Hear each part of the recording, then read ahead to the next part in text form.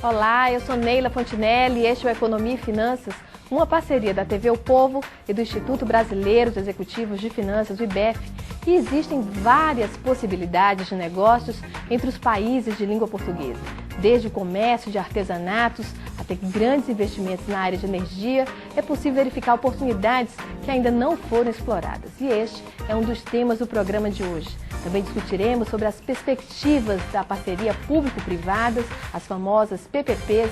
E para começar nosso programa, nós vamos falar sobre as oportunidades de negócios entre os países de língua portuguesa. E está conosco o secretário-geral do Conselho Empresarial da Comunidade dos Países de Língua Portuguesa, Francisco Mantero, e o professor do Instituto de Relações Internacionais da UNB, diretor-geral do Instituto Brasileiro de Relações Internacionais e pesquisador do CNPq, José Flávio Sombra Saraiva. Obrigada pela participação de vocês no programa, mas antes vamos assistir um VT da TV Cultura sobre a reunião do G20 ocorrido na semana passada. Depois de 4 horas e meia de reunião, os líderes dos 20 países mais desenvolvidos e dos emergentes chegaram a um consenso. O sistema financeiro internacional terá uma nova regulamentação e para um fundo no valor de 1 trilhão e 100 bilhões de dólares, o que vai contribuir para o fortalecimento das instituições financeiras internacionais, como o FMI e o Banco Mundial. O governo brasileiro disse que o país não vai precisar pedir ajuda e que vai contribuir. Mas é chique o Brasil emprestar dinheiro para a FMI. Não é uma coisa soberana. E hoje o Brasil, se o Brasil defende que é preciso que tenha mais aporte de capital para o FMI, o Brasil tem condições de dizer que vai dar o equivalente a tanto. O documento final traz ainda que é preciso promover o mercado global, combater os paraísos fiscais e rejeitar o protecionismo, assim como defendiam Brasil e França. O clima na reunião foi ameno. Antes de começar a sessão de trabalho do Grupo dos 20, elogios ao chefe de Estado brasileiro. O presidente dos Estados Unidos, Barack Obama, se referiu a Lula como o político mais popular do mundo.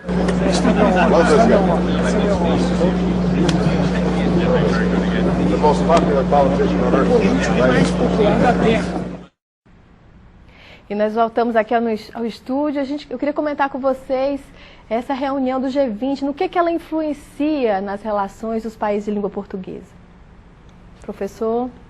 Eu penso que a reunião do G20 sinaliza a ideia de um mundo novo, de um mundo distinto, que é um mundo em que as regras internacionais, as normas, os padrões na relação de poder econômico, político e estratégico deixa de pertencer a um grupo pequeno de países e é agora dividido com um outro grupo maior de países, que inclui países emergentes.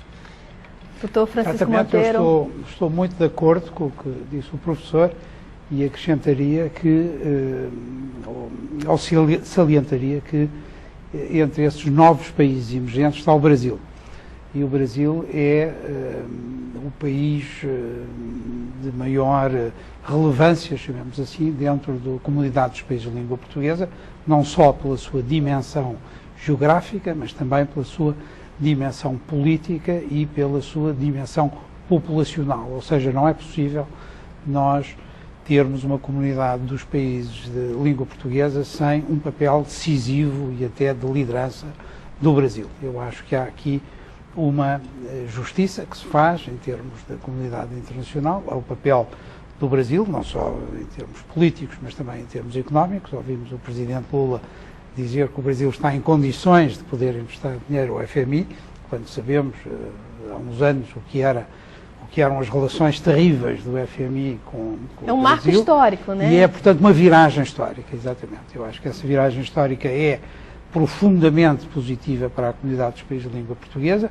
Devo dizer com alguma emoção que no G20 havia a presença soberana, digamos, do Presidente Lula, aliás, sentado ao lado da Rainha de Inglaterra e com o Presidente Obama por trás, mas havia também outro líder, que é o Presidente da Comissão Europeia, que também fala português, que é o Dr. José Manuel Durão Barroso, e foi assim com algum orgulho que, como secretário-geral da Comunidade dos Países de Língua Portuguesa, vi um líder brasileiro e um líder português um líder português ao serviço da Comissão Europeia, evidentemente, mas, de qualquer maneira, um lusofalante nesta reunião. Não só o Brasil, mas também a África, também está ganhando uma dimensão diferente. Como é que o senhor analisa esse momento?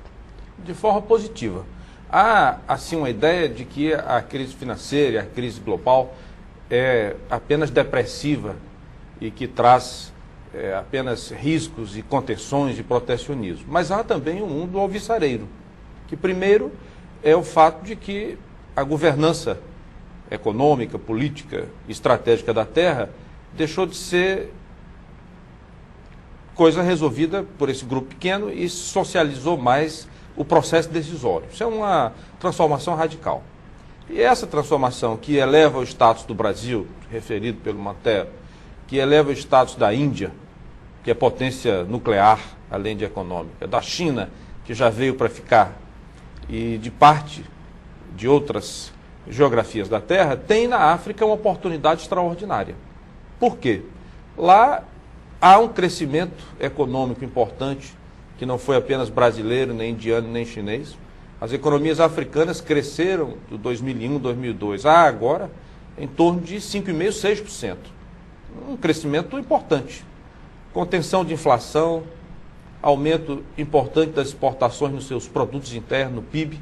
Então há uma economia africana que desde a descolonização da África, depois da guerra e nos anos 70, não tinha assistido a um ciclo de crescimento tão expressivo. Então, algumas economias vibrantes na África.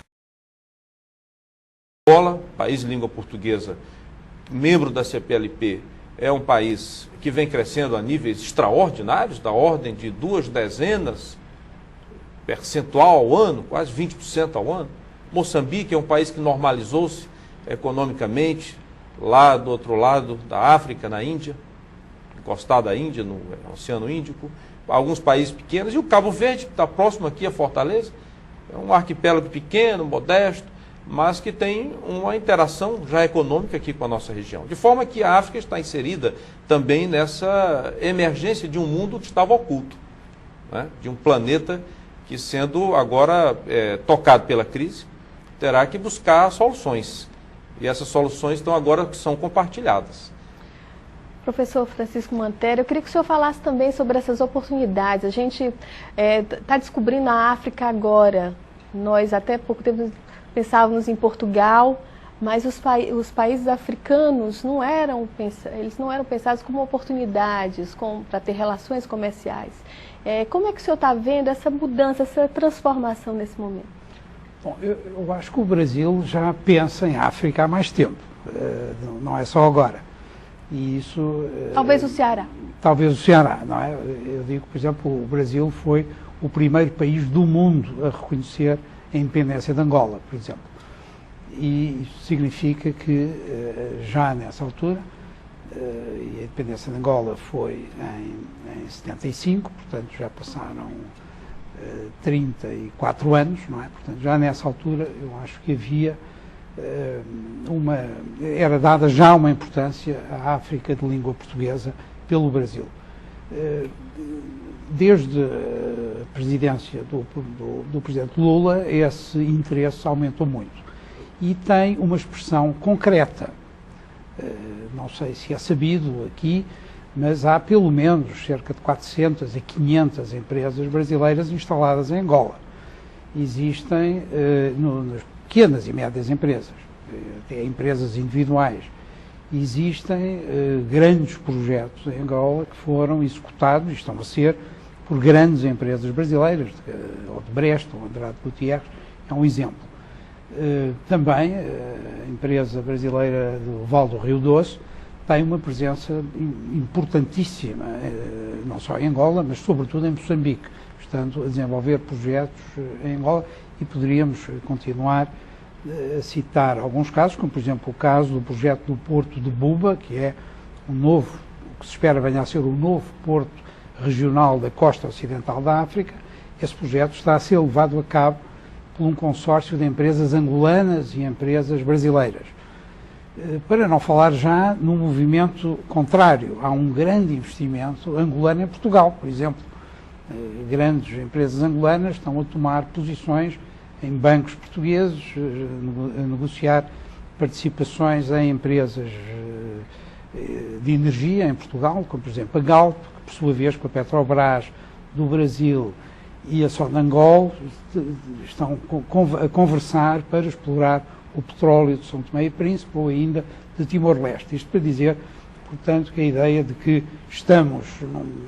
que há muito por fazer, mas não podemos ignorar que muito já foi feito e continua a ser feito com grande expressão, pelo menos do lado do investimento. Do lado do comércio, aí sim, eu penso que há muito a fazer, segundo dados que podemos retirar das Nações Unidas e do Banco Mundial, o comércio global entre os países da CPLP não deve atingir 1% do comércio global deles, o que é ridículo, não é? Mas aí sim penso que haverá bastante a fazer, mas eu acho que esse assunto vai ser discutido aqui no Ceará, mais uma vez. O Conselho Empresarial da CPLP está intimamente ligado ao Ceará. Ele foi lançado aqui, em Fortaleza. Foi numa reunião em Beberibe. Em Beberibe, exatamente, em junho de 2003, e foi criado em junho de 2004, no âmbito da presidência brasileira da CPLP. E, portanto, há uma relação muito íntima entre o Conselho Empresarial, o Ceará e o Brasil.